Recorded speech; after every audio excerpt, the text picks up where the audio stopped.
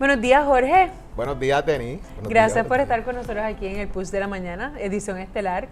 Para mí un privilegio estar aquí en otro rol, Exacto, no en el hardcore. Exactamente. No en el hardcore, pero hace unos años atrás hubieras todavía estado en el hardcore. Sí, hace ya casi 8 años hubiese estado en el hardcore. Espérate, ¿hace 8 años ya saliste de ese mundo? Casi. ¿Y qué tal? Encontré que hay un mundo paralelo.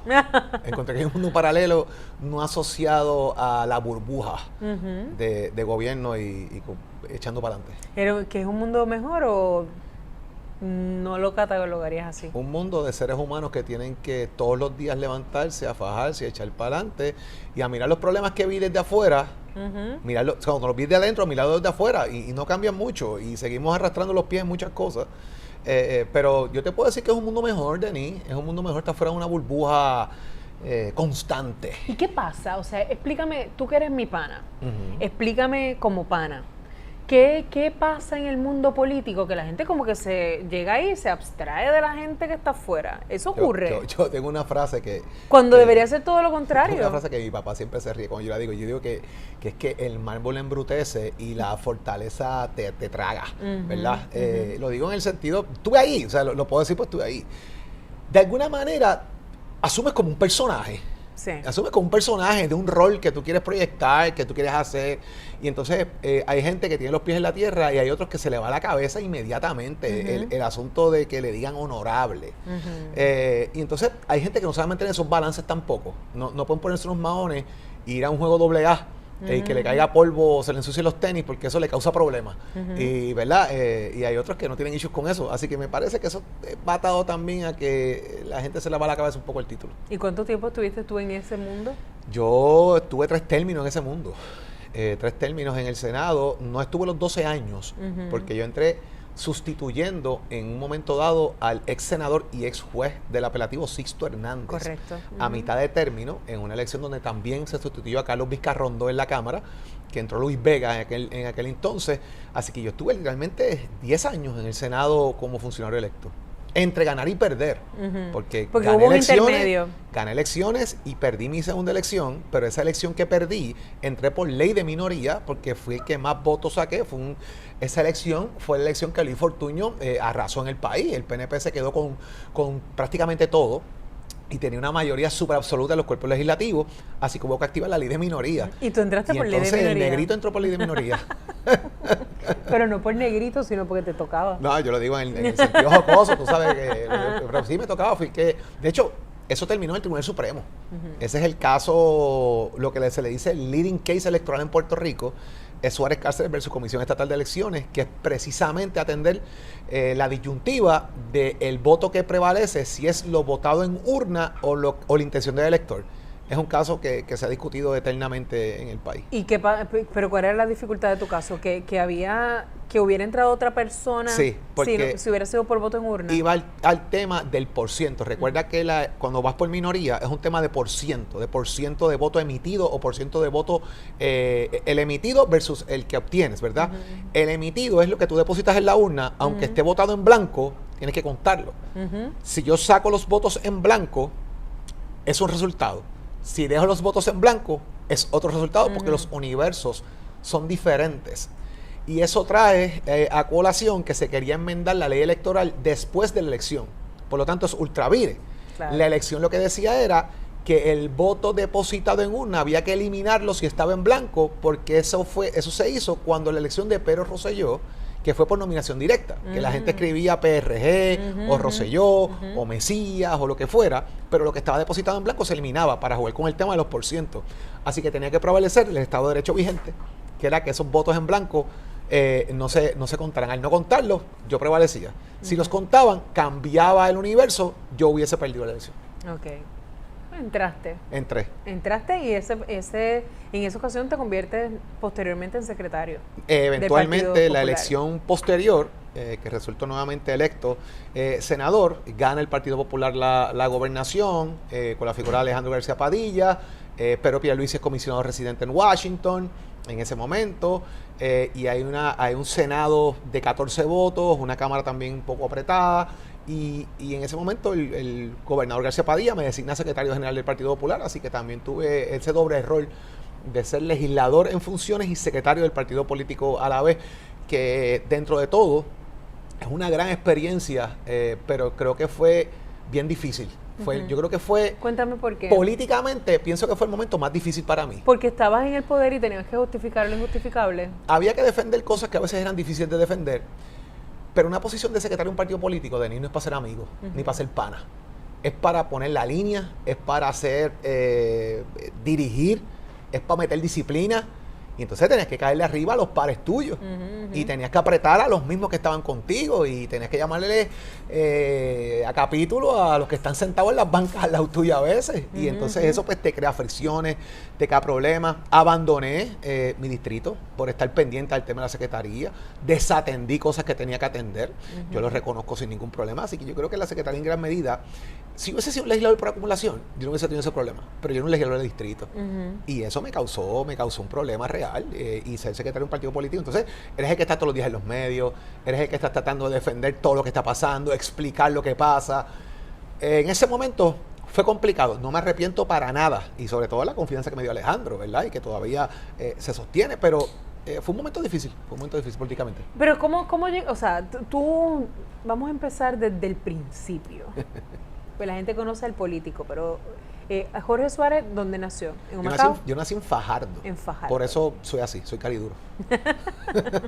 Y te quedaste en la zona a vivir. Sí, me quedé, toda mi familia es del pueblo de Naguabo. Toda mi familia es de Naguabo, del barrio Florida y del barrio Río Blanco. Mis abuelos son todos educadores. Mi abuelo por parte de madre fue Marshall en Fajardo, así que por ahí viene mi vena de la cosa criminológica, que hablarán de eso después. Y tuvo negocios, tuvo una estación de gasolina en el pueblo de Naguabo que la compró porque se pegó en la lotería.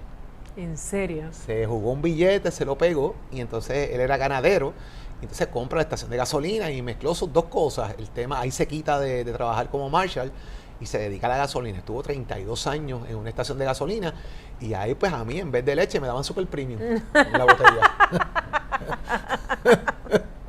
¿Y tu mamá? Pues mami también es maestra. Y mami, pues cuando yo nací, mi abuelo le dijo: te vienes a trabajar conmigo por la estación de gasolina y te dedicas a velar al pichón porque hay que velar con el muchacho. Y papi pues seguía trabajando en el sistema educativo del país, y brincando ahí a mi papá. Después de que papi sale de la escuela, entra a la Universidad Interamericana de Puerto Rico a dar clases, se convierte en decano y eventualmente en rector de la Universidad Interamericana en Fajardo, donde estuvo prácticamente 30 años, y después le otorgan el rector emeritus. Así que mi papá ha seguido, aunque está retirado, pero la universidad lo utiliza, ¿verdad?, para cosas particulares, asesoría, programas que hay que montar, etcétera. Volviendo a mami, pues mami daba estudios sociales. Eso es lo que mami se preparó para dar. Y se quedó en la estación de gasolina con abuelo, en la cosa administrativa y lo demás. Y entonces pues me ponían a mí a corretear allí dentro porque yo era el nene, único nieto en ese momento, el nieto mayor. Así que pues ahí aprendí a todo lo que tiene que ver con los carros, a cambiar aceite, filtro, a montar goma, a lavar carro. Lavaba los carros. ¿Sabes cambiar goma? Sé cambiar goma, sé cambiar aceite y filtro, sé bregar con diferenciales, sé sacar copias de llaves, mangas hidráulicas. Y entonces yo lavaba ¿Abres un carro por ahí si te lo encuentras? No, eso no es así de sencillo como la gente se cree. Eso es complicado. Mi abuelo me hacía lavar los carros y después cogía una bayeta blanca y la pasaba por los guardalodos. A ver si habías dejado chivo. Y entonces cuando salía así me decía: mira, ese carro está sucio, vuelve y lávalo. Y tú estabas 2 horas encima de los carros y volviste, está sucio. O sea, era bien exigente. Y eso me enseñó a ser de alguna manera exigente conmigo. Workaholic en muchas cosas, ¿verdad? Porque eran cuentas que habían allí de fábricas que estaban en Naguabo, y entonces iban a lavar los carros allí. Y entonces pues hay que lavar el carro, todo el mundo coge una manga. Y pues yo le daba también. Y entonces me chequeaba. Fuiste durante un tiempo hijo único, pero no eres hijo único. No, mi hermano llegó ya cuando tenía 6 años, Juan Ramón, que Juan Ramón estudió comunicaciones Y su pasión no es necesariamente la comunicación, su pasión es la música. Mi hermano es músico. Su nombre artístico es Juan Luna. Y es que vienen los sets que me regalaste. De por ahí vienen. Los earpieces. Exactamente. Pues Juan Luna es músico. Juan toca 20 sitios por ahí, le ha ido muy bien en la industria de la música. Y mi hermana trabaja en el departamento de salud, ella es tecnóloga médica. Ah, sí. Y Auris, aunque mi hermana está en el oeste del país, en su matrimonio, su esposo trabaja también en una industria en el oeste del país, pues vive en el oeste, mi hermano vive acá en el área metropolitana, así que somos tres. ¿Y tu mamá y tu papá? En Humacao, los dos, retirados. Están bien, están retirados, viajando el mundo. Qué bueno. Pasándola como yo quisiera pasarla. Qué rico. Le han pasado, el retiro lo han sentado muy bien, el retiro ambos, Denis, papi y mami lo que hacen es viajar. O sea, han estado en Nueva Zelanda, han estado en Australia, España, Alemania, Marruecos, Egipto. España se lo han corrido arriba y abajo. Cuando yo me monto, yo a veces hago un viaje y ellos se montan también. Fueron conmigo a París, han ido conmigo a Barcelona, han estado conmigo en múltiples sitios. ¿Cuántos años llevan de casados? Bueno, yo voy a cumplir 46, ellos tienen 47, 47 años de casado. Están queridos ahora. Eso es así, están ahí en el borde de los 50 y mis papás están en los high 70s, o sea, están en los 72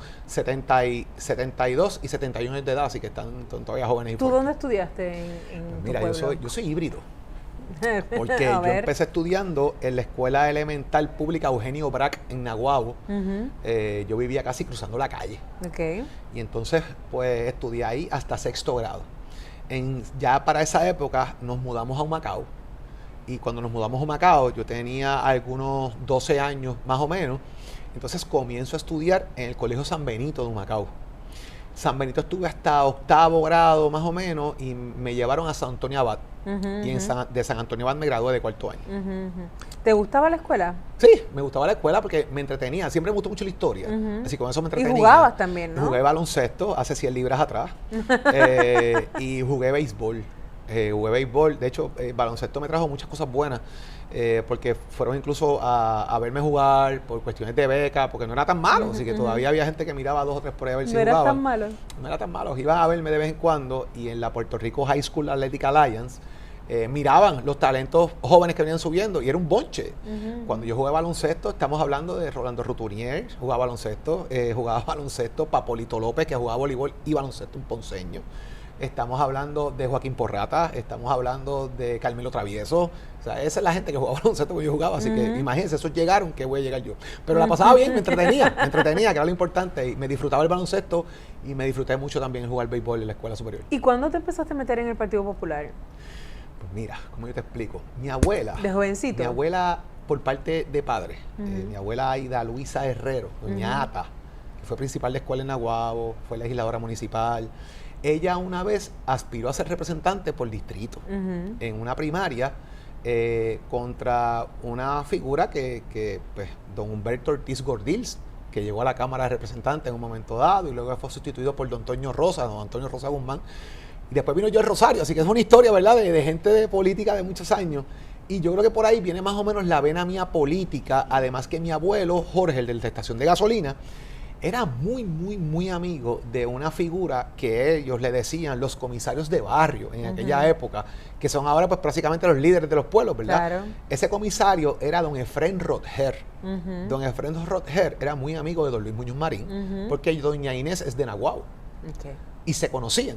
Se criaron en el mismo barrio, doña Inés, en el barrio Florida Río Blanco, nació en la playa, así que mucha gente conoce la historia de esa familia y más o menos por ahí viene el vínculo un poco al Partido Popular, amén de que uno pues empieza a leer, empieza a instruirse, ve la diferencia entre unas cosas y otras y haces tu forma de pensar, porque yo tengo tíos estadistas full y la pasamos brutal porque montamos unos debates políticos bien buenos, tengo primos independentistas full, que también tenemos, y eso no impide que la familia se reúna ni hable de ni que uno tenga amigos en todos los partidos políticos. Yo creo que cada quien puede desarrollar su manera de pensar y también evolucionarla. Uno no siempre se queda pensando igual, uno va cambiando, según las cosas van adquiriendo conocimiento, pues uno cambia, pero por ahí yo creo que viene mi vena de cómo entra el Partido Popular. Y en high school, pues cuando yo estaba en 9º grado, se dio aquel famoso plebiscito, en 9º grado, 11, grado 11 para ser específico. Yo me gradué en 94 de high school, pueden sacar la edad, no tengo problema. Se dio un plebiscito de estadidad e independencia, que era el cuadrado, el triángulo o el círculo, si yo mal no recuerdo. Y entonces, dentro del debate en la clase de estudios sociales e historia, llevamos un debate a la escuela, a San Antonio Abad, y ahí yo empecé a hacer mis conexiones con legisladores. Y la figura que fue ese debate fue Aníbal Acevedo Vilá, que mi tía Rosaura en algún momento trabajó como traductora en la Cámara de Representantes de los libros en secretaría, que antes eso había que hacerlo manual, no era por computadora, y ella conocía muy bien a Aníbal por Don Salva, por su papá, por Don Salvador. Me contacta con él, hacemos el vínculo y él llega allí. Y Aníbal fue prácticamente la persona que me trae dentro del redil político en esa época, y ya entonces empiezo a meterme más en el tema político local en Humacao, en la juventud, en las cosas. Me hago presidente de la juventud de distrito en Humacao en una elección. Comienzo a trabajar cuando era presidente de la juventud del Partido Popular, Ferdinand Pérez. Trabajamos juntos en todo ese revolú. Corremos la campaña de Héctor Luis Acevedo, y de ahí para adelante pues ya lo demás es historia. ¿Empezaste entonces? ¿Qué edad era esa? Tenía que tener... ¿Cuándo aspiraste? Cuando aspiré a la juventud tenía 17 años. 18. Acababa de cumplir 18 para poder tener la edad para votar. ¿Eras un fiebre? Sí, fui un fiebre. Bueno, llegué al Senado sin tener la edad, imagínate. Llegaste al Senado sin tener la edad y tuviste que esperar, ¿correcto? Tuve que esperar. Bueno, fue interesante porque como es una elección de medio término, yo cumplo en agosto 24. La elección se llevó a cabo en julio 16. Había una brecha. Yo tenía 29 años, para ser senador hay que tener 30. Pero tenía que tener lo que son los adiestramientos de ética, del contralor, toda esa cosa. Y entonces pues las fechas no las pongo yo, las fechas las ponen las agencias, como no había prisa. Pues ellos las colocaron en su fecha, pero llega una demanda. Y la demanda no corrió en contra mía, corrió a favor mío. Uno de los aspirantes demandó, catalogando que la elección no había sido lo que era, que yo no tenía la edad, que no sé qué. Pues es verdad, yo no tenía la edad para aspirar, pero yo tengo que tener la edad para juramentar. Así que eventualmente, utilizando el caso de Fernando Tono, el caso de Melinda Romero, el caso de Jorge de Castrofón y otros más, el juez Dávila Suliveres, lo recuerdo perfectamente, determinó, de hecho, fue más interesante aún, porque yo cumplo el 24 de agosto y la vista fue el 25. Así que ya tenía la edad. Sí, ya caducaba prácticamente el caso, y obviamente pues me tomaron juramento inmediatamente, y ahí fue que comencé siendo entonces el segundo senador más joven en la historia de Puerto Rico. El primero es Jorgito Ramos Vélez, el hijo del fenecido Jorge Ramos Coma. Y si lo vamos a ver en términos de juramentación, esto es funny, nosotros lo hablamos y siempre nos reímos. Hay 48 horas de diferencia entre uno y otro de quién hubiese sido el más joven en haber juramentado. Así que eso está ahí para los libros. Para estar en un mundo ahora totalmente diferente, todavía te siento sonreír ampliamente cuando habla de esa etapa. Sí, porque no fue una etapa mala. Yo creo que las experiencias de vida, Denise, son experiencias de vida. La política a mí no me restó. Yo creo que me sumó amigos, me sumó conocimiento, me amplió horizontes, me abrió puertas en muchísimos lugares.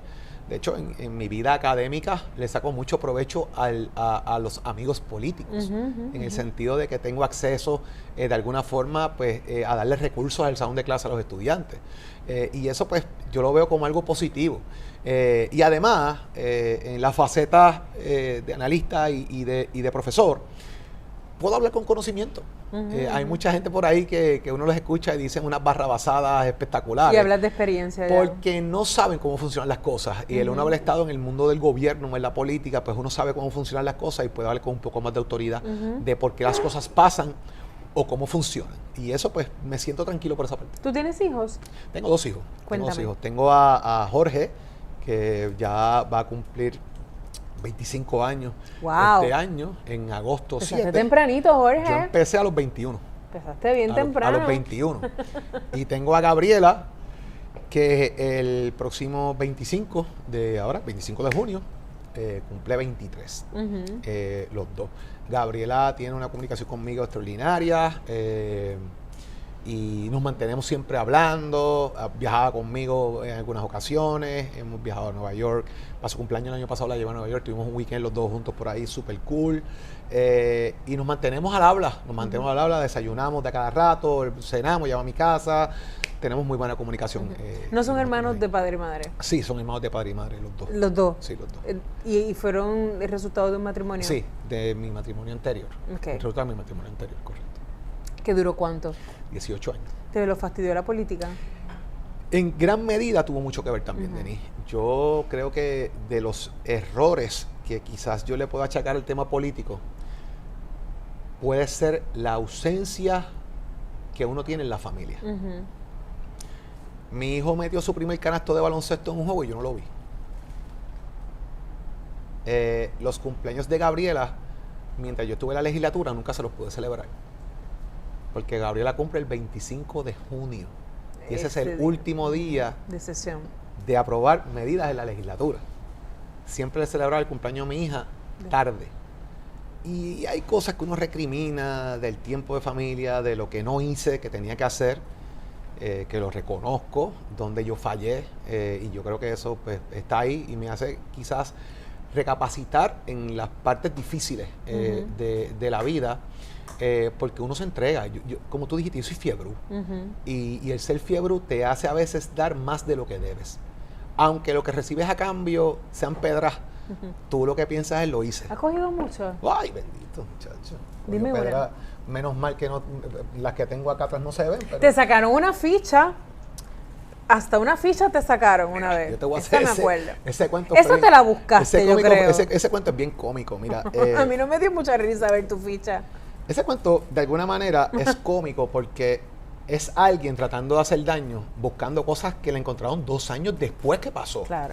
El evento, yo salí con mi familia y con unas amistades, con una... Puedes decirlo, la gente la conoce. Estaba mi familia y estaba también la familia de Saudi Rivera. Estábamos juntos, somos muy buenos amigos también. Y salimos fuera de Puerto Rico. Salimos de Orlando, guiando hacia Carolina del Norte. Pasamos el fin de semana, toda la familia juntos, todo el grupo. Y de regreso, paramos en Atlanta 2 días antes de despedir el año. Bajamos entonces, paramos en Atlanta, cenamos y vamos saliendo ya de Georgia, cruzando hacia el estado de la Florida. Hay un county que lo aprendí después. De hecho, quien me dice lo que pasa en el county es Kenneth McClintock, que se pone a buscar qué pasó. Sí, el experto en todo. Que Kenneth busca por todos lados. Búscale la pata al gato y él la tiene. Y él la tiene. Y él encontró que eso es un Tourist Trap County. Y yo le digo, meaning, que este es un county que tiene pocos recursos. Y lo que hacen es utilizar turistas o transeúntes para ver en qué violaciones de ley están y multarlos para tener dinero para que el county pueda subsistir. Jesus Christ. Y buscó relación, y era verdad, tenía toda la información de cómo funcionaba el esquema de recaudaciones del county, entre otros elementos, legal, obviamente, no había nada ilegal. Me detienen en el vehículo a exceso de velocidad, me detienen a 73 millas en una zona, perdóname, me tenían a 79 millas en una zona de 75 en el expreso, que bien saben que en Estados Unidos las velocidades son más altas por las distancias, y me detuvieron 4 millas por encima del límite. Fine, pero no hay problema, pues yo me estacioné. Vi la patrulla, me estacioné. Una de las nenas de Saudi, pequeña. Yo estoy tratando de no reírme, pero es porque sé cómo concluye. Lo sé. Pero no debe haber sido gracioso. No, en aquel momento no lo fue. No. Una de la nena pequeña de Saudi se quita el cinturón, porque pues obviamente ella estaba cansada, y brinca del asiento a los brazos de mamá porque estamos detenidos. Y eso fue el detonante real, porque el oficial de la policía pues va con su linterna, alumbrando por todos lados, y me pide mi licencia. Yo le entrego mi licencia de Puerto Rico, y entonces él me pregunta, where are you from? Yo digo, I'm from Puerto Rico. I'm just visiting around, heading to Florida for the holidays. All right, I'm going to give you a fine. Y me va a dar una multa. Okay. Pues perfecto, ¿qué hay que hacer? Follow me. No fue móntate en la patrulla, estás arrestado, es follow me.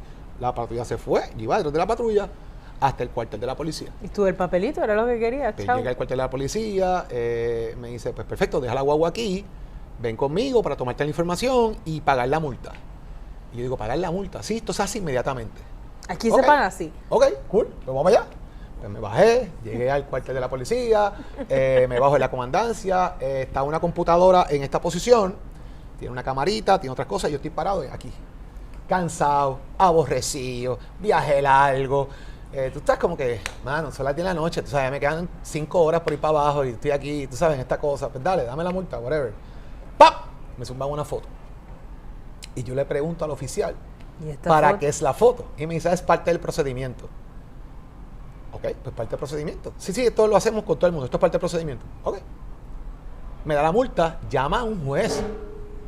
Y yo digo, why are you calling a judge? Me dice, it's part of the procedure. Right? Todos Y los el juez procesos iban determina contra que yo tengo ti. que pagar $350 de multa por el exceso de velocidad y por la ausencia del nena. cinturón de la nena. Pues no hay problema, saqué mi tarjeta de crédito, se la di, cobraron, me dio la tarjeta, me dice, well, keep going, drive safe. Y yo le digo a él, have a nice holidays. Me monto en el carro y me voy. Eso duró 15 minutos, Denis Pérez. 15 minutos. Y yo cogí mi carro y seguí para Florida. Llegué, despedí el año, vacilé, volví para Puerto Rico, trabajé, legislé, peleé, hice todo. 2 años después, a alguien se le ocurre estar, ¿verdad?, buscando información de uno. Alguien que seguramente molestaste. Porque, Y encuentro, ¿ves? Tanta gente, bendito. Ajá, ¿Cuántos ajá. me pueden querer y cuántos me pueden detestar? Pues, ¿qué podemos hacer? Al fin y al cabo, pero hay muchos que me detestaban que ahora me quieren. Así que eso es parte del juego. Mira, y es interesante porque esa persona encuentra el documento, ¿verdad? Lo que se llama, lo que le pueden decir un mugshot. Y lo O sea, tú publica. nunca supiste que esa foto era un mugshot. No, nunca. Entonces, cuando eso sale públicamente, me llama inmediatamente Ángel Raúl Mato y me llama el otro y José Fuiste Cruz. Mira, fichado. ¿qué pasó esto? Mano, yo no sé de dónde tú me estás diciendo que estoy fichado. Si yo estoy aquí en Puerto Rico, relax. Entonces se forma este revolú de que me ficharon, de que yo estuve preso, que la cosa. ¿De dónde se saca este embeleco? Entonces, la prensa va a preguntarme, mira, ¿qué es esto? Yo le explico, mira, esto es esto y esto no tiene nada que ver. A mí no estuve preso, yo pagué la multa, fueron $350. Es más, imprimí el slip de la cuenta de banco donde se ve el débito en el estado con los 350 pesos que vean que no pasó absolutamente nada. Un periodista en Puerto Rico muy diligentemente llamó a Georgia y le preguntó que si sabían quién yo era. Le dijo, no, yo no sé quién es él. Uno que, No me más, pas- uno otro que pasó pasaba por allí. otro que pasó por ahí, le metimos un ticket. Pero mire, ¿cuál es el procedimiento? Y el oficial de la policía explica exactamente lo que yo expliqué. Ni un punto ni una coma menos. El issue ahí se quedó.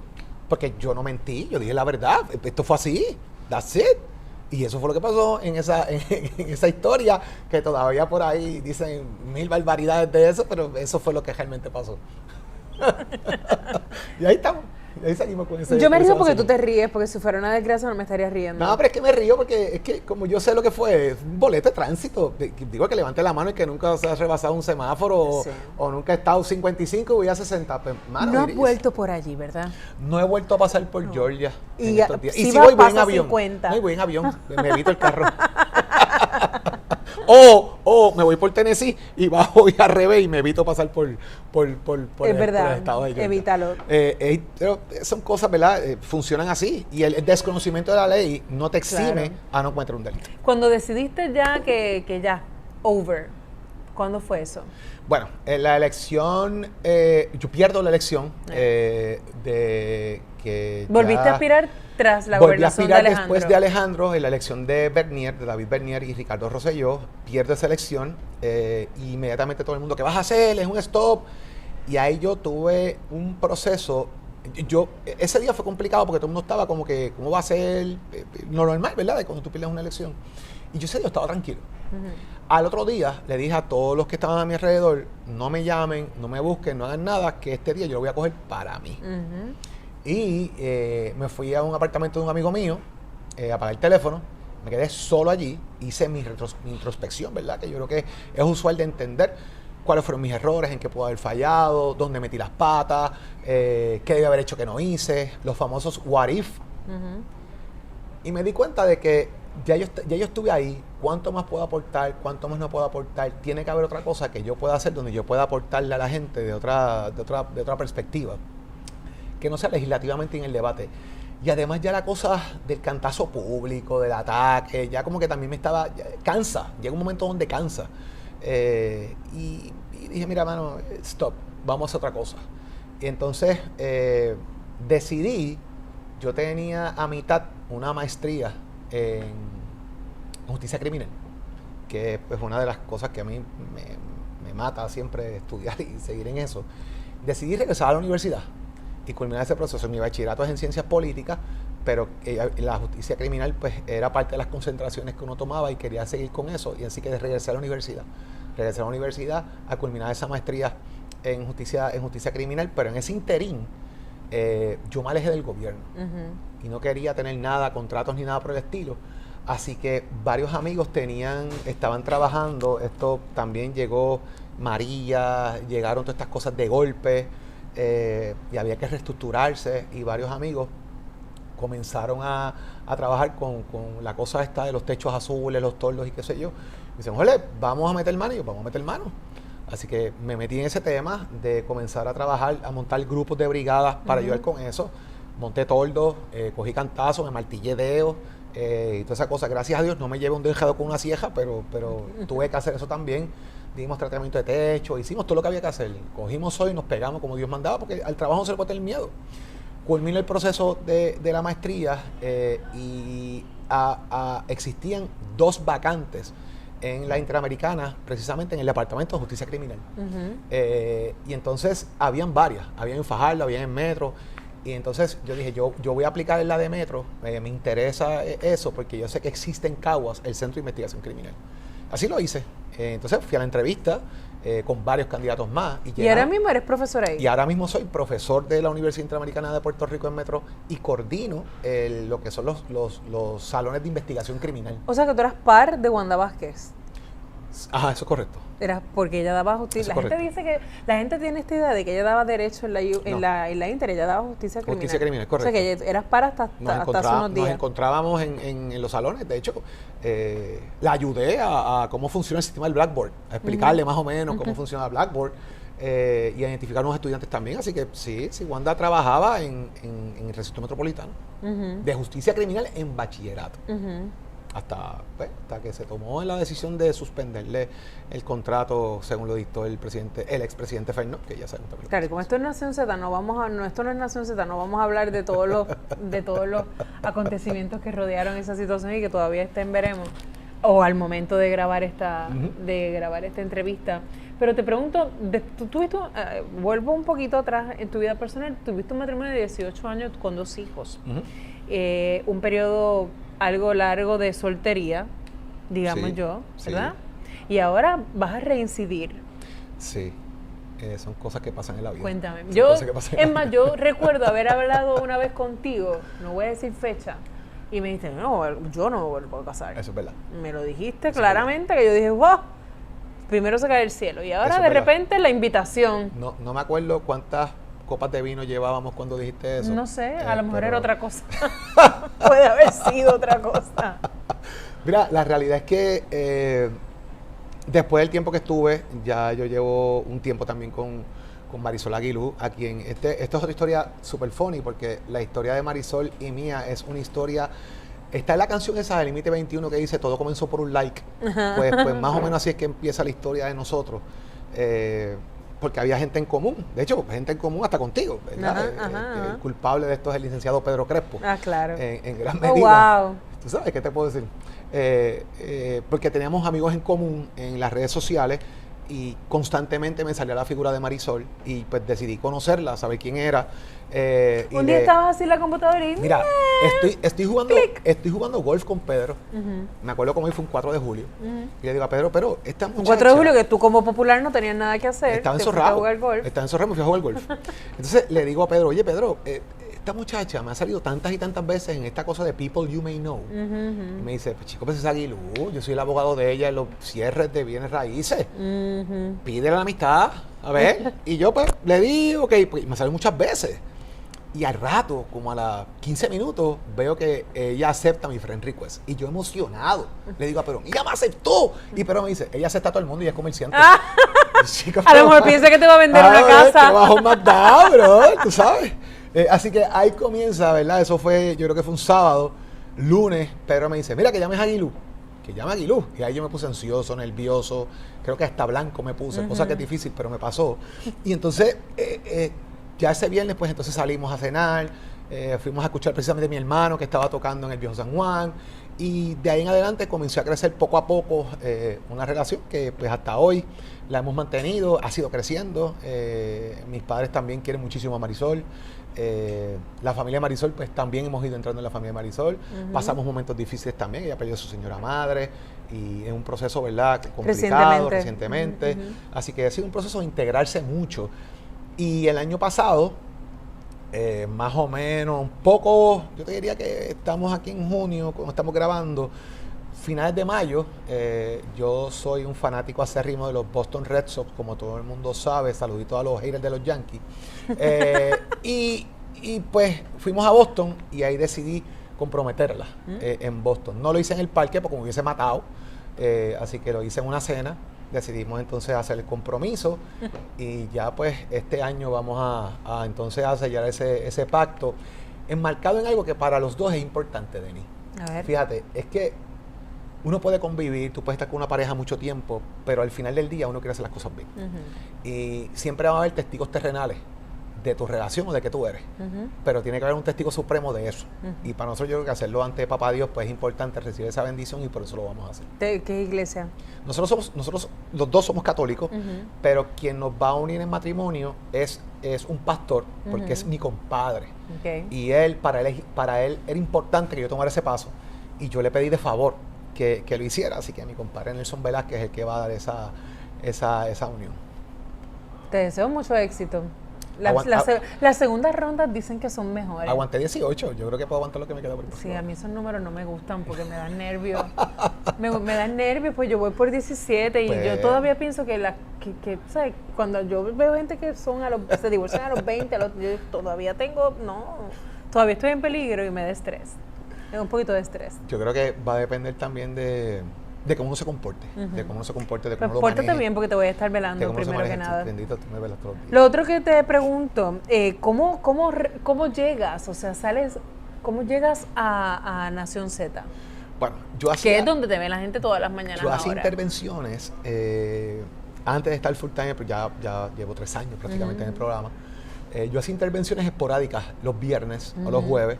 Comentaba algunos issues que Cristóbal Ramos me decía, mira, ven, coméntate estas cositas, que quiero saber tu opinión, fuera ahora del Partido Popular, fuera de la figura como legislador.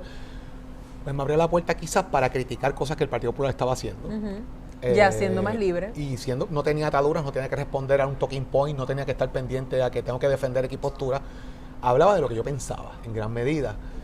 Porque mira, la estructura política muchas veces esta es la línea y hay que irse por esa línea y que se sale de esa línea coge su golpe. Pues ya yo no tenía que estar atado a eso y podía decir lo que sentía que estaba mal. Y cosas que había en el país que también estaban mal, que había que atenderlas y más o menos me mantuve en esa línea.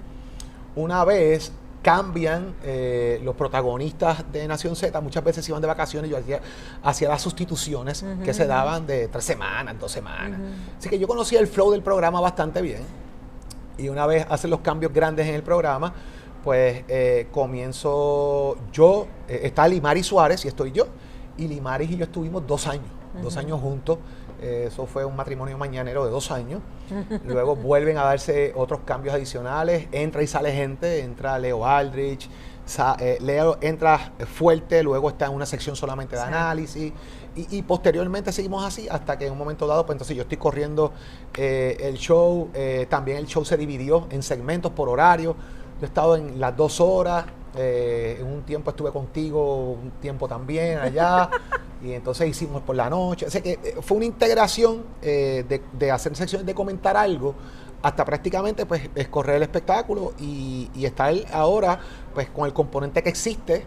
Ahí fue que yo te confesé que me caías mal, ¿verdad? Sí, eso es así. Eso sí, pasó. Sí, eso literalmente ocurrió. Eso es así. En algún momento yo le dije a Jorge, y esto es una cosa que sí, yo creo que lo sabe media humanidad.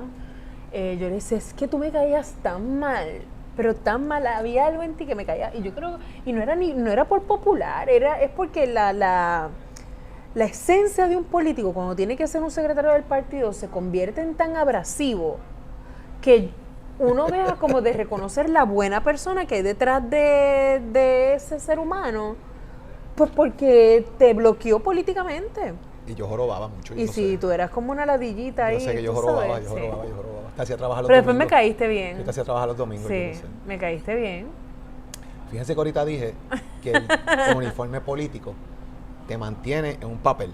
Y que muchas veces cuando sales del uniforme político la gente te ve de otra manera. Sí. Que mucha gente no me quería y ahora me quiere. Aquí tienen un ejemplo de lo que yo les decía ahorita. Porque más allá de eso, digo, estamos aquí hablando y lo demás, pero pues, uno desarrolla amistad y te vuelves pana de la gente y le coges mucho cariño. Pero eso tiene mucho que ver, Denis, tiene mucho que ver el estigma político de lo que tú eres.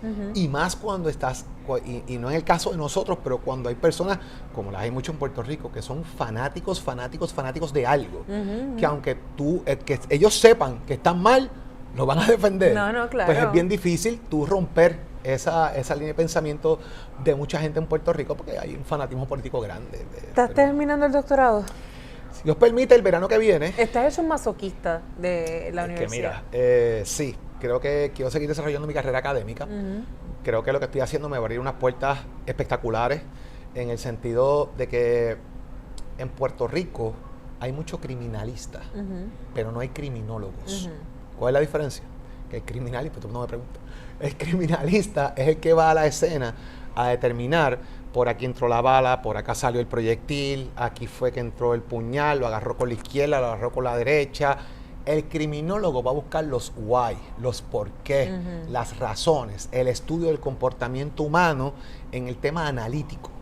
Y eso es importante, porque eso va a tono con el tema social, crianza, enseñanza, si el gobierno te empuja, si el sistema empuja a que nazcan criminales o el criminal.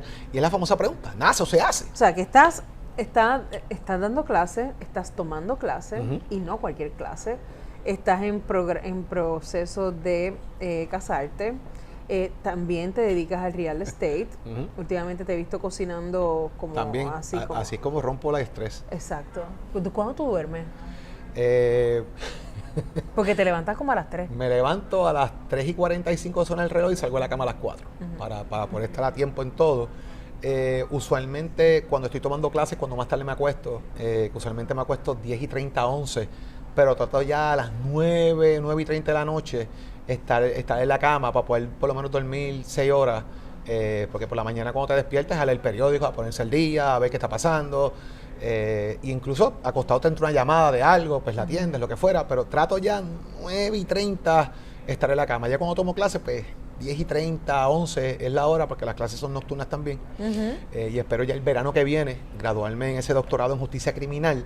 Y de esta generación, yo creo que yo sería el único con ese grado en Puerto Rico. Sí. Te causa ilusión. Me causa ilusión porque puedo abrir una puerta para que otros lo hagan. Y me parece que dentro de la policía de Puerto Rico, que he tenido muchos estudiantes policías que están buscando culminar sus bachilleratos y sus maestrías para tener rango, porque lo necesitan, han visto la oportunidad que me dicen, profe, cuando acabe, vamos para adelante, porque ellos quieren seguir. Y eso me causa ilusión porque creo que puedo ayudar y la manera de contribuir a la sociedad hoy es ahí, Denis. Yo lo hago ahí, en la academia. Impartiendo lo que uno puede, lo que uno sabe y trayendo muchos ejemplos y como te dije, utilizando los recursos que una vez tuve en el gobierno. He llevado al juez Eric Korthoff, he llevado al juez Ángel Colón, jueces del Supremo de Puerto Rico, fiscales que han estado conmigo en el salón de clases. Hemos trabajado con políticos que han ido a explicar sus proyectos de ley, abogados, un sinnúmero de ellos. Hemos trabajado incluso con procuradores y procuradores de la mujer que han estado en el salón con nosotros.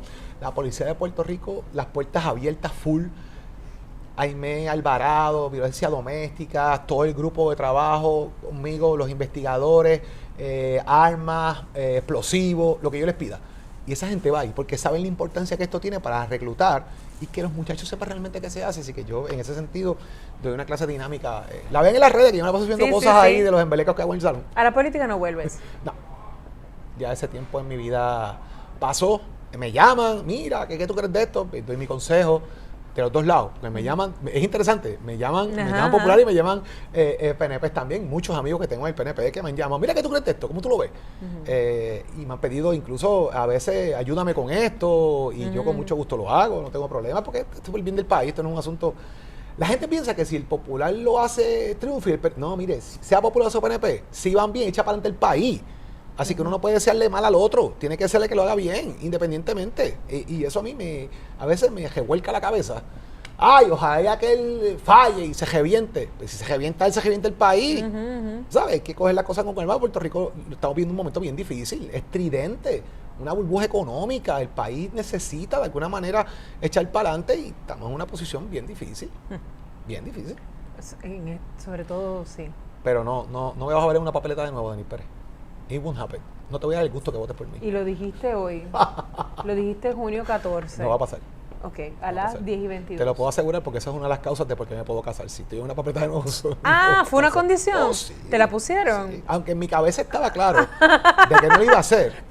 Me dijeron claro, y no, tranquila que no va a pasar. Pero creo que en las letras chiquitas de abajo en el acta de matrimonio lo dice. No hay capitulaciones, pero hay un acta que lo dice. Hay un actita ahí que dice cero politiquería.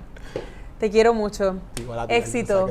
Que te vaya súper bien en ese nuevo caminar, en ese nuevo matrimonio. Yo conozco a tu compañera, es maravillosa. Y qué bueno que no vuelves a la política. Nah, yo creo ya diste lo que ibas a dar. Ya aporté, hay formas de aportar diferentes y yo creo que ya está bueno que otros vengan y ocupen el espacio que hace falta con ideas nuevas, que a lo mejor, aunque uno las tenga, hay otros que las miran de otra manera. Vamos para adelante. Yo en la academia me van a ver y haciendo otras cosas que me parece que son lo justo y necesario. Mucho éxito. Igual, Denis. Mucho éxito. Siempre te deseo lo mejor. Gracias, cariño.